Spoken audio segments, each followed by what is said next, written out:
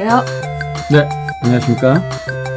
진정 배우를 꿈꾸는 사람들의 멘토 K-액팅입니다. 네, 오늘 이 시간은 굉장히 좀 깊은 이야기일 것 같아요. 네. 배우란 무엇인가, 배우의 존재에 관한 이야기 부탁드리겠습니다. 네. 오늘은 배우란 무엇인지, 왜 연기를 하는지, 무엇을 위해서 연기를 하는지, 그리고 배우란 어떤 존재인지에 대해서 얘기해보려고 해요. 네. 제가 이런 얘기를 하면 또 누군가는 아이 또 지루한 얘기 하려고 하네. 뭐야 고리타분하게 네. 이렇게 생각하는 분들도 있을 텐데 네. 여러분 중에 연극영화과 입시생들이 있다면 반드시 들어야 되는 얘기니까 네. 들어두시고요. 네. 그리고 배우의 꿈을 꾸는 사람들도 있다면 들어두면 좋은 얘기니까 네. 들어두시길 바라겠습니다. 네. 네. 그리고 일반인들도 재밌게 듣지 않을까요? 뭐 이런 얘기들. 네. 제가 이 시간을 통해서 배우에 대한 정답을 내리려고 하는 게 아니라 저라는 사람이 평생을 배우와 연기 교육자로서 살아오면서 깨달은 네. 것들, 네. 그런 내용을 한번 공유해 보려고 하는 거예요. 그리고 한편으로는 이게 뭐 제가 결론을 내렸다기보다는 저의 고민이기도 하고요. 배우. 네. 제가 어렸을 때부터 막연히 동경해오고 정말로 되고 싶었던 게 배우였는데 네. 연기를 하는 데는 대체 배우란 무엇일까? 우리는 왜 연기를 하지? 이런 고민으로 밤잠을 설친 적이 많아요. 네. 그리고 술을 마시면서 이런 논쟁으로 뜨거웠던 적도 많고요.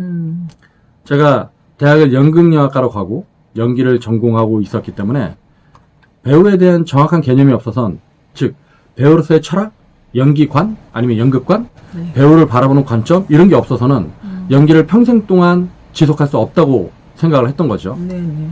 근데 어떤 분은 배우의 배자를 사람인 변에 아닐 비자, 즉 사람인 네. 아닐 비, 한자로 쓰면 이렇게 되는데 네. 이거를 풀이해서 인간이 아닌 사람이라고 할 수 없는 어떤 존재 이렇게 설명을 하더라고요. 와, 인간이 어떻게 저런 걸 해? 뭐 이런 느낌? 그렇죠. 배우는 자기 마음대로 울고 자기 마음대로 기뻐하고 감정을 자기 마음대로 다루는 신기한 재주가 있는 사람들이니까 네. 일반인들이 보기엔 참 신비로운 존재일 수도 있겠다는 생각이 들어요. 그리고 영어로는 액터니까 행동하는 사람 이런 의미도 있죠. 네. 근데 셰익스피어 햄릿에서 그 햄릿이 광대들한테 배우의 연기에 대해서 얘기하는 부분이 있는데 말은 행동에, 행동은 말에 맞춰란 말이 있어요. 이런 부분이 있어요. 네. 이 얘기들을 곱씹어보면 배우는 기본적으로 말과 행동을 일치시켜야 되는 존재죠. 네. 뭐 다른 개념이긴 하지만 어쨌든 언행, 일치를 해야 되는 존재. 네. 어렵죠? 우리가 인생을 살아가면서 언행일치를 할 수 있다면 정말로 성공한 인생을 살 텐데 네. 말과 행동을 일치하는 인생을 산다라고 하는 건 그렇게 쉽지는 않습니다. 네. 하지만 배우는 무대에서 말과 행동을 일치시켜야만 하죠. 네. 그만큼 어려운 거죠.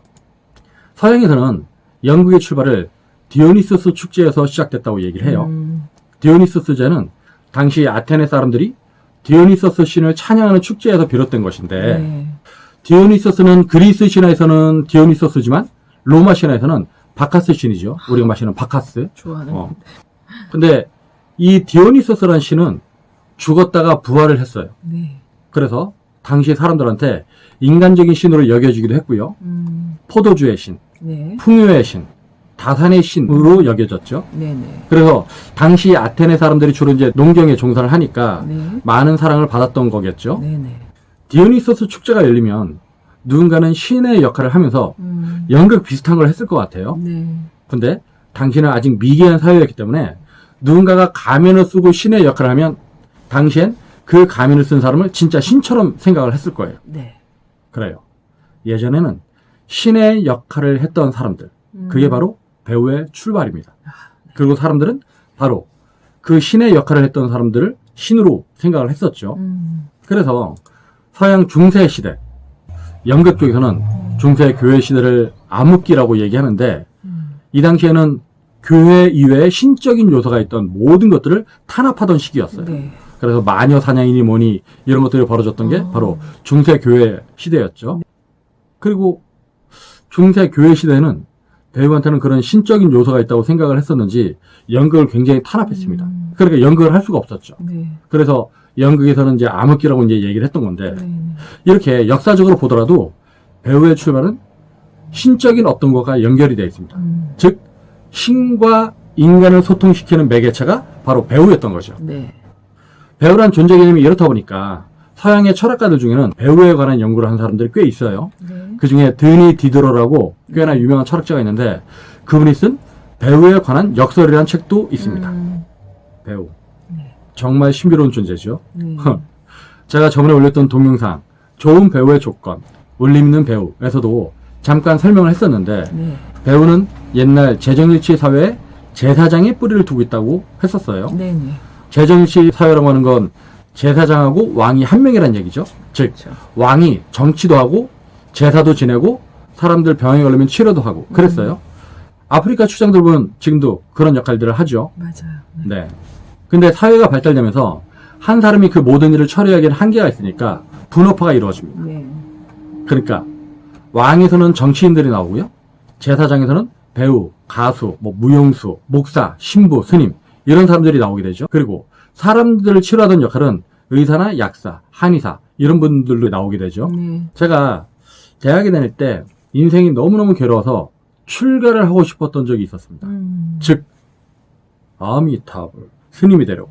그러다가 우연히 김지아 시인이 쓴 수필 중에 아기에게 젖을 먹이는 어머니와 성모 마리아 상 앞에서 기도하는 수녀님 네. 이 중에서 누가 더 성스러운가 라는 에세이를 본 적이 있었는데 네. 이 책을 보고 참 많은 생각을 했어요. 제가 그거를 몇 번을 돌려 읽었었는데 저는 속세에 있으면서 일반적인 인생을 사는 걸 좀 하찮게 여기고 있었거든요. 뭔가 종교적인 인생을 사는 게 고귀한 인생이라는 생각을 가지고 있었는데 한 방이 무너진 거죠. 네. 언뜻 성모 마리아 상 앞에서 기도하는 수녀님 그 모습을 상상하는 것만으로도 너무 고결하지 않나요? 근데 아기에게 젖을 먹이는 어머니 이 모습을 상상해 보니까 이 모습도 너무너무 고결한 거예요. 네. 제가 이 책을 읽고는 결국 중이 되는 걸 포기하고 배우의 인생을 살고 있는지 모르겠지만 배우의 길도 성직자의 삶과 유사한 측면이 있습니다. 네. 스님이 되는 건 속세를 등지고 산에 들어가서 중생을 구제하기 위한 거라고 한다면 네. 배우가 되는 건 속세를 떠들면서 이 시대를 살아가는 대중과 함께 뒹굴면서 일반적인 인생의 아픔을 공감하면서 그들한테 카타르시스를 주는 거라고 본 거죠. 네. 카타르시스. 감정의 정화, 감정의 배설 뭐 이런 뜻이죠. 네.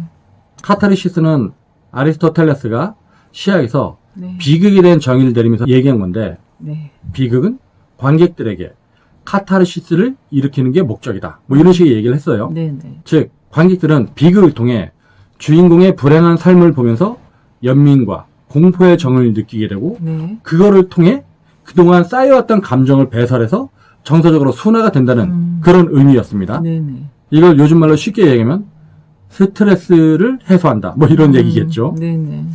사람들은 병원에 가면 몸을 치료를 받습니다. 네. 그리고 교회나 성당, 절에 가서는 영혼의 치유를 받죠. 그리고 극장이나 영화관에 가서는 마음의 치유, 즉 정서를 순화시킵니다. 네. 병원에는 의사가 있고요.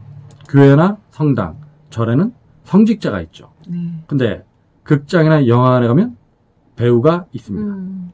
이들의 공통점은 사람의 몸과 마음, 영혼을 치료하거나 치유하는 역할을 해요.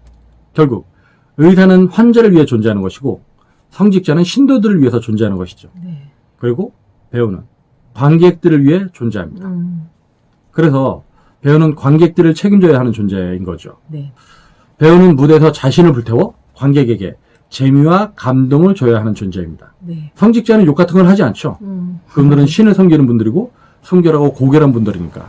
근데 배우는 때로는 왕이나 귀족, 목사, 뭐 신부 이런 고결한 역할을 하기도 하지만 술주정뱅이, 불황자, 양아치, 창녀, 건달 이런 하층민들의 삶도 재현해야만 하는 존재죠. 막 욕설도 무대에서 하는 경우도 있고. 네. 네. 괴롭죠. 다양한 인간의 모습을 표현할 수 있어야 되니까. 네. 근데 이런 인물들을 창조해서 관객들이 재미와 감동을 느낄 수 있다면 배우한테는 최고의 영광이 아닐까요? 관객들. 정말로 고마운 분들이죠. 관객들은 일상에 지친 피곤한 몸을 이끌고 극장이나 영화관을 찾습니다. 네. 그들은 연극이나 영화를 통해 뭔가 스트레스를 해소하든지 위안을 받든지 힐링이 되든지 어쨌든 지친 몸과 마음을 달래기 위해 돈과 시간을 투자해서 공연을 보러 옵니다. 나라는 사람이 무대에서 배우로 활동할 수 있는 건 바로 이들이 존재하기 때문이죠. 그렇죠. 물론 우리도 뭐 연극을 통해서 큰 돈을 버는 건 아니지만 그런 관객들이 있기 때문에 나라는 사람이 배우로서 존재할 수 있는 거니까 네. 관객들은 배우들에게 무엇보다도 중요한 존재입니다. 그렇기 때문에 배우들은 동시대를 살아가는 관객들한테 어떤 부채의식, 책임의식을 지녀야 된다고 생각을 해요. 네, 네. 우리나라가 요즘 매 순간 여러 가지 문제로 혼란스럽죠. 정치적으로도 그렇고 사회적으로도 그렇고 경제적으로도 그래요. 네. 저 개인적으로는 정말 좋은 배우는 이런 정치, 사회, 경제, 문화 이런 부분들 있잖아요. 네, 네. 우리가 살아가는 전반적인 분야에 대해 관심을 가져야 된다고 생각을 해요. 맞아요. 네. 연극은 사회를 거울에 비추어 보는 거라는 말이 있습니다. 따라서 배우가 역할을 연기할 때 자신의 역할에 대해서 정확하게 이해를 하려면 이런 부분에 대한 자기 나름의 의식이 있어야겠죠. 네. 진정 배우가 되고자 하는 분들이 있다면 네. 배우가 뭔지, 연기가 뭔지에 대해서 좀 더 고민하고 네. 왜 연기를 하고자 하는지에 대해서 좀 더 깊이 있게 생각하고 배우는 무엇을 위해 존재하는지에 대해서 고민하길 바랍니다. 네. 고민하면 할수록 여러분들은 좋은 배우가 될 가능성이 현격히 더 높아지니까요. 오늘 강의는 여기까지 마치겠습니다. 네. 구독과 좋아요를 눌러주시면 여러분이 좋은 배우가 되는 그 순간까지 K예팅이 함께 하겠습니다. 감사합니다. 감사합니다.